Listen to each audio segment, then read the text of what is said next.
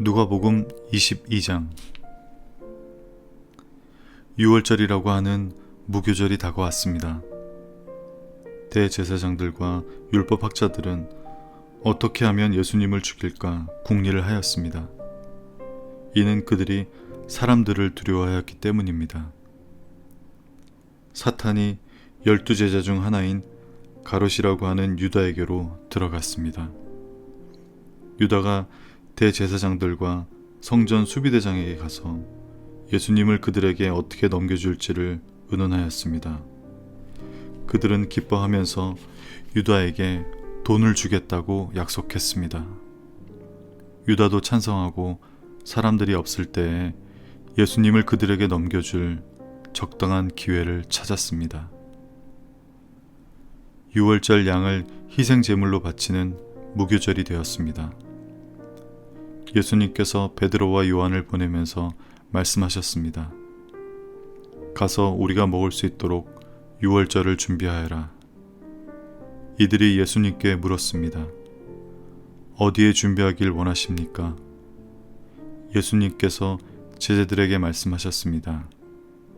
보아라, 도시에 들어가면 물 항아리를 가지고 가는 사람을 만날 것이다.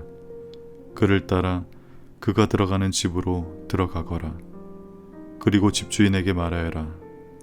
선생님께서 내 제자들과 함께 유월절 음식을 먹을 방이 어디냐고 물으셨습니다. 그러면 그 사람이 위층에 있는 정돈된 큰 방을 보여줄 것이다. 거기서 유월절을 준비하여라. 베드로와 요한이 가보니 모든 것이 예수님께서 말씀하신 그대로였습니다. 그들은 그곳에서 유월절을 준비하였습니다. 때가 되어 예수님께서 식사 자리에 앉으셨습니다. 그리고 제자들도 예수님과 함께 앉았습니다. 예수님께서 제자들에게 말씀하셨습니다. 내가 고난을 받기 전에 너희와 함께 이 유월절 음식을 먹기를 간절히 바랬다. 내가 너희에게 말한다. 유월절이 하나님 나라에서 이루어질 때까지 다시는 유월절 식사를 하지 않겠다. 예수님께서 잔을 받아서 감사 기도를 드리고 말씀하셨습니다. 이 잔을 받아 너희들끼리 나누어 마셔라. 내가 너희에게 말한다. 하나님 나라가 올 때까지 포도 열매에서 난 것을 이후로는 마시지 않을 것이다. 그리고 예수님께서 빵을 들고 감사 기도를 드렸습니다. 그리고 떼어서 제자들에게 주시며 말씀하셨습니다. 이것은 내가 너희에게 주는 내 몸이다. 이것을 행하여 나를 기념하여라. 이와 같이 빵을 드신 후에 잔을 가지시고 말씀하셨습니다. 이 잔은 너희를 위하여 흘리는 내 피로 세운 새 언약이다. 보아라, 나를 넘겨줄 사람의 손이 나와 함께 식탁 위에 있다. 인자는 정해져 있는 대로 갈 것이나 인자를 넘기는 그 사람에게는 화가 있다. 제자들이 자기들 중에 누가 감히 이런 일을 하겠는가 하고 서로 묻기 시작했습니다. 제자들 사이에 누가 가장 큰 사람으로 여김을 받을 것인가를 놓고 서로 말다툼이 일어났습니다. 예수님께서 그들에게 말씀하셨습니다. 이방인들의 왕은 백성들 위에서 왕 노릇한다. 그리고 권력을 가진 사람들은 백성들에게 은인으로 불린다.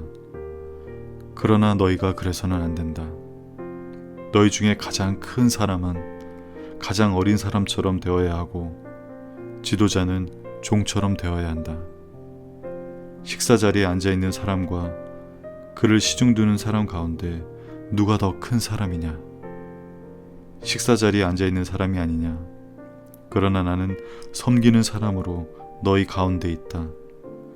너희는 내가 시험을 당할 때 나와 함께 있었다. 내 아버지께서 내게 나라를 주신 것처럼 나도 너희에게 주려고 한다. 너희는 내 나라에서 먹고 마실 것이며 왕자에 앉아 이스라엘의 12지파를 심판할 것이다. 시몬아, 시몬아, 사탄이 너를 마치 밀가부르듯 한 것을 허락해달라고 요청하였다. 그러나 나는 네가 믿음이 꺾이지 않도록 기도하였다. 네가 돌아온 후에 내 형제들을 굳게 하여라. 베드로가 예수님께 말했습니다. 주님, 주님과 함께라면 감옥에 갈 수도 있고 죽을 준비도 되어 있습니다. 예수님께서 말씀하셨습니다. 내가 네게 말한다. 오늘 닭이 울기 전에 네가 3번씩이나 나를 모른다고 부인할 것이다. 예수님께서 제자들에게 말씀하셨습니다. 지갑이나 가방이나 신발이 없이 내가 너희를 보냈을 때 너희에게 부족한 것이 있었느냐? 그들이 대답했습니다. 아닙니다. 없었습니다. 예수님께서 제자들에게 말씀하셨습니다. 그러나 지금은 지갑이 있는 자는 지갑을 챙기라. 가방도 그렇게 하여라. 칼이 없으면 옷을 팔아서라도 사라. 내가 너희에게 말한다. 그는 마치 범죄자처럼 취급당했다고 쓰여진 말씀이 내게서 반드시 이루어져야 한다. 내게 대하여 쓰여진 것이 이제 이루어지고 있다. 제자들이 말했습니다. 보십시오. 주님, 여기에 칼 2개가 있습니다. 예수님께서 그것이면 충분하다라고 말씀하셨습니다. 예수님께서 예루살렘 밖으로 나가셔서 늘 하시던 대로 올리브산으로 가셨습니다. 제자들도 예수님을 뒤따라 갔습니다. 그곳에 이르셔서 예수님께서 제자들에게 말씀하셨습니다. 시험에 들지 않게 기도하여라. 그리고 제자들을 떠나 돌을 던져 닿을 만한 곳에 가셔서 무릎을 꿇고 기도하셨습니다. 아버지, 만일 아버지의 뜻이라면 제게서 이 잔을 없애주십시오. 그러나 제 뜻대로 되게 마시고 아버지의 뜻대로 이루어지게 하십시오. 그러자 하늘로부터 천사가 나타나 예수님께 힘을 북돋워 주었습니다. 예수님께서 고통스러워하시며 더 간절히 기도하였습니다. 땀이 마치 핏방울처럼 땅에 떨어졌습니다. 예수님께서 기도하시기를 마치시고 일어나 제자들에게 가셨습니다. 그리고 제자들이 슬픔에 지쳐 잠들어 있는 모습을 보셨습니다. 예수님은 그들에게 말씀하셨습니다. 왜 잠을 자고 있느냐? 일어나라. 그리고 시험에 들지 않게 기도하여라.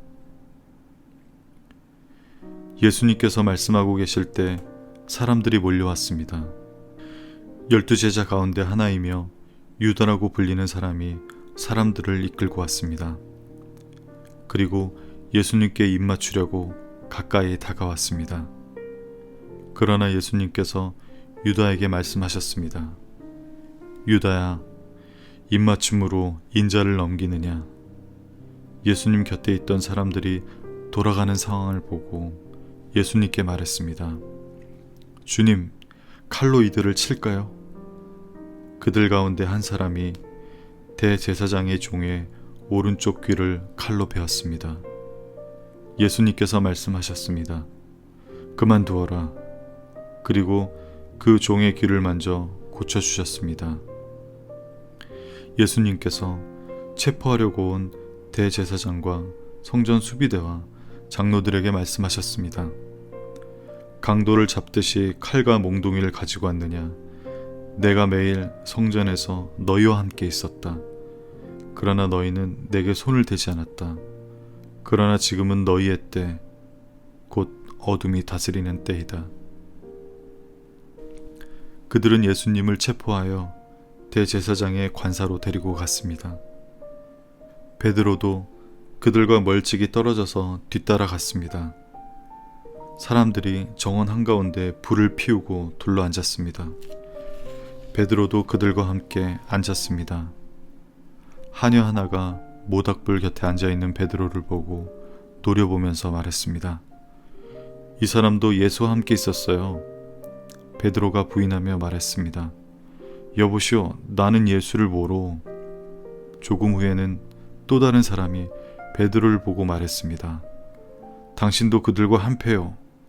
그러자 베드로가 말했습니다. 이 사람아, 나는 아니야. 약 1시간 후에 다른 사람이 주장했습니다. 분명히 이 사람도 예수와 한패요. 이 사람도 갈릴리 출신이니까. 그러자 베드로가 말했습니다. 여보시오, 나는 당신이 무슨 말을 하는지 알지 못하오. 베드로가 말하고 있을 때 닭이 울었습니다.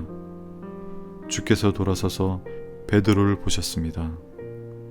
베드로는 주께서 오늘 닭이 울기 전에 내가 나를 3번이나 모른다고 부인할 것이다라고 하셨던 말씀이 기억났습니다. 그래서 베드로는 밖으로 나가서 몹시 울었습니다.